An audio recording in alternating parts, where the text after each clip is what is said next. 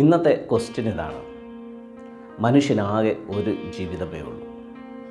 ഈ ആയുസ്സിനെ എങ്ങനെ ഫലപ്രദമായ രീതിയിൽ അടിച്ചു പൊളിച്ച് ജീവിക്കാം, അതിൻ്റെ ഡിഫറൻ്റ് ആസ്പെക്റ്റുകൾ, അതിനെക്കുറിച്ചാണ് ഇന്ന് സംസാരിക്കുന്നത്. ശാരീരിക ബോധത്തിൽ ജീവിക്കുന്ന ഒരു വ്യക്തിയെ സംബന്ധിച്ചിടത്തോളം ഇതെല്ലാം ഞാൻ പറയുന്ന കാര്യങ്ങളെല്ലാം നമ്മിലേക്ക് വന്നു ചേരുന്ന അറിവിനെ ബേസ് ചെയ്തിട്ടാണ് ഞാൻ ഈ സംസാരിക്കുന്ന കാര്യങ്ങൾ. സോ ഒരു വ്യക്തിക്ക് ലഭിക്കുന്ന അറിവ് ശാരീരിക ബോധത്തിൽ എങ്ങനെ അടിച്ചു പൊളിച്ച് ജീവിക്കാം എന്നുള്ളതാണെങ്കിൽ ശരീരത്തിന് പ്ലഷർ കിട്ടുന്ന രീതിയിലുള്ള ജീവിതമായിരിക്കും ആ വ്യക്തി മുന്നോട്ട് കൊണ്ടുപോകാൻ ആഗ്രഹിക്കുന്നത്. ഒരു ഉദാഹരണത്തിന് മദ്യപിക്കുമ്പോൾ നമ്മുടെ ശരീരത്തിന് ഒരു ഉന്മാദാവസ്ഥയിലേക്ക് ശരീരം പോകുന്നു. അത് സിഗരറ്റ് വലിക്കുമ്പോഴത്തേക്ക് കുറച്ച് സമയത്തെങ്കിലും ഒരു ഉന്മാദാവസ്ഥയിലേക്ക് ശരീരം പോകുന്നു. അതല്ലെന്നുണ്ടെങ്കിൽ ഒരു സെക്ഷൽ റിലേഷൻഷിപ്പിനകത്ത് ഏർപ്പെടുന്നു. അപ്പോൾ ശരീരത്തിന് ലഭിക്കുന്ന ഒരു ആനന്ദമുണ്ട്.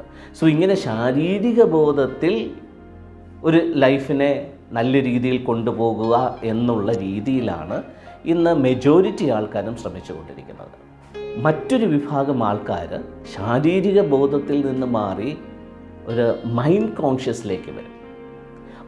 കോൺഷ്യസിലേക്ക് വരുന്ന അത്തരത്തിൽ അറിവ് കിട്ടുന്ന ആൾക്കാർ അവരുടെ എൻഗേജ്മെൻറ്റ് കൂടുതലും മാനസിക ഉല്ലാസത്തിന് വേണ്ടിയിട്ടാകും.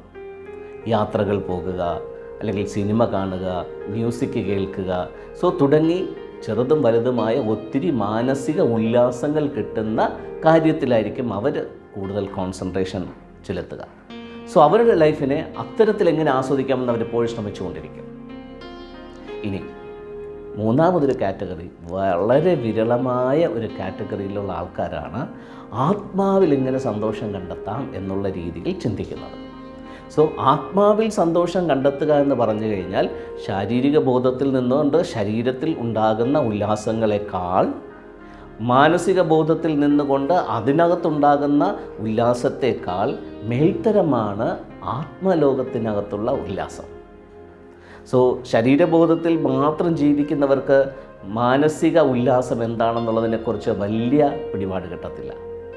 അതുപോലെ ശാരീരിക ബോധത്തിലും മാനസിക ബോധത്തിലും മാത്രം ജീവിച്ച് അതിൽ ഉന്മാദം കണ്ടെത്തുന്നവർക്ക് ആത്മീക ലോകത്തിലെ ഉന്മാദം എന്താണ്, ഉല്ലാസം എന്താണെന്ന് മനസ്സിലാകത്തില്ല. സോ ഏറ്റവും ശ്രേഷ്ഠമായ ജീവിത ആസ്വാദനം എന്ന് പറയുന്നത് സ്പിരിച്വാലിറ്റിയിലാണ്, യഥാർത്ഥ സ്പിരിച്വാലിറ്റി. ഇനി എപ്പോഴും മനസ്സിലാക്കേണ്ട മറ്റൊരു കാര്യം എന്താണെന്ന് വെച്ച് കഴിഞ്ഞാൽ, നമ്മുടെ ജീവിത അഭിലാഷങ്ങൾ നമ്മുടെ ജീവിതത്തിനകത്ത് സന്തോഷം കൊണ്ടുവരുന്ന ഒത്തിരിയേറെ കാര്യങ്ങളുണ്ട്. സോ നമ്മുടെ ജീവിത ഉദ്ദേശം കായികമായ ക്ഷമത കൊണ്ട് നമ്മൾ ഉണ്ടാക്കുന്ന കാര്യങ്ങളെ ബേസ് ചെയ്തിട്ടാണെങ്കിൽ അതിലായിരിക്കും നമ്മുടെ ചിന്തയും നമ്മുടെ എഫേർട്ടും ഒക്കെ പോകുന്നത് അതിനകത്തായിരിക്കും. സോ അവിടെ നമ്മൾ സംതൃപ്തി കണ്ടെത്താനായിട്ട് ശ്രമിക്കും. ഇനി നമ്മുടെ ലക്ഷ്യബോധം മാനസികമായിട്ടുള്ള രീതിയിലുള്ള ചില കാര്യങ്ങളെ ബേസ് ചെയ്തിട്ടാണെന്നുണ്ടെങ്കിൽ, ഇപ്പോൾ ഒരു സോഫ്റ്റ്വെയർ എഞ്ചിനീയർ ആകുക, മൈൻഡ് കൊണ്ട് വർക്ക് ചെയ്യുന്നതാണ്, ഇൻ്റലക്ച്വൽ സിസ്റ്റം കൊണ്ട് വർക്ക് ചെയ്യുന്നതാണ്. സോ അത്തരത്തിലുള്ള രീതിയിലാണ് നമ്മുടെ എയിം വരുന്നതെന്നുണ്ടെങ്കിൽ, നമ്മുടെ ലക്ഷ്യബോധം ഉണ്ടെങ്കിൽ നമ്മൾ അതുമായിട്ടായിരിക്കും യൂസ്ഡായി അതിനകത്ത് നമ്മൾ ഉല്ലാസം കണ്ടെത്താൻ ശ്രമിക്കും.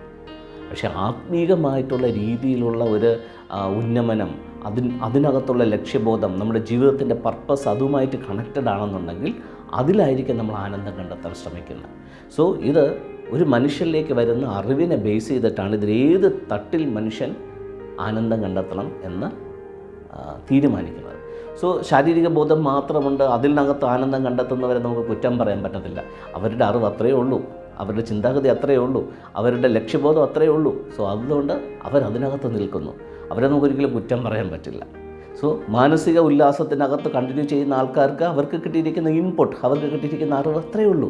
അതിൻ്റെ അപ്പുറത്തേക്ക് ചിന്തിക്കാനോ പ്രവർത്തിക്കാനോ അവർക്ക് അറിയത്തില്ല. സോ അവരെ നമുക്ക് കുറ്റം പറയാൻ പറ്റില്ല. ഇന്നത്തുള്ള ചില യങ്സ്റ്റേഴ്സ് തിന്നുക, കുടിക്കുക, ആനന്ദിക്കുക എന്ന് പറയുമ്പോൾ അവരുടെ കാഴ്ചപ്പാട് അത്രയേ ഉള്ളൂ, അവരെ നമുക്ക് കുറ്റം പറയാൻ പറ്റില്ല. അവർ പരിമിതമായ ഒരു കാഴ്ചപ്പാടിൽ ജീവിക്കുന്ന വ്യക്തികളാണ്. സോ എൻ്റെ ഭാഷയിൽ ഞാൻ ഇങ്ങനെ പറയും, പന്നി റേഞ്ചിലുള്ള വ്യക്തികൾ, ഭൂമിയിലുള്ള കാര്യങ്ങൾ മാത്രം നോക്കി ജീവിക്കുന്ന വ്യക്തികൾ. ഇനി അടുത്ത റേഞ്ച് എന്ന് പറഞ്ഞാൽ ഒരു കാക്ക റേഞ്ചിലുള്ള വ്യക്തികൾ, ഭൂമിക്കും ആകാശത്തിനും ഇടയ്ക്കുള്ള ജീവിതം, മാനസിക നിലവാരത്തിലുള്ള ജീവിതം നയിക്കുന്ന വ്യക്തികൾ, ഒരു കാക്ക റേഞ്ച്. സ്പിരിച്വാലിറ്റി എന്ന് പറയുന്നത് ഒരു കഴുകൻ്റെ റേഞ്ചാണ്. കാറ്റിൽ ഇങ്ങനെ ഉന്മാദിച്ച് കാറ്റിലിങ്ങനെ ഉല്ലസിച്ച് നടക്കുന്ന, അങ്ങനെ പാറി പറന്ന് നടക്കുന്ന ശരിക്കുമുള്ള ഒരു ലക്ഷറിയസ് ആയിട്ടുള്ള ലൈഫ് സ്റ്റൈലാണ് സ്പിരിച്വാലിറ്റി എന്ന് പറയുന്നത്. സോ ഇതിൽ ഏത് റേഞ്ചിൽ നിൽക്കണമെന്നുള്ളത് നിങ്ങൾ തീരുമാനിക്കുക.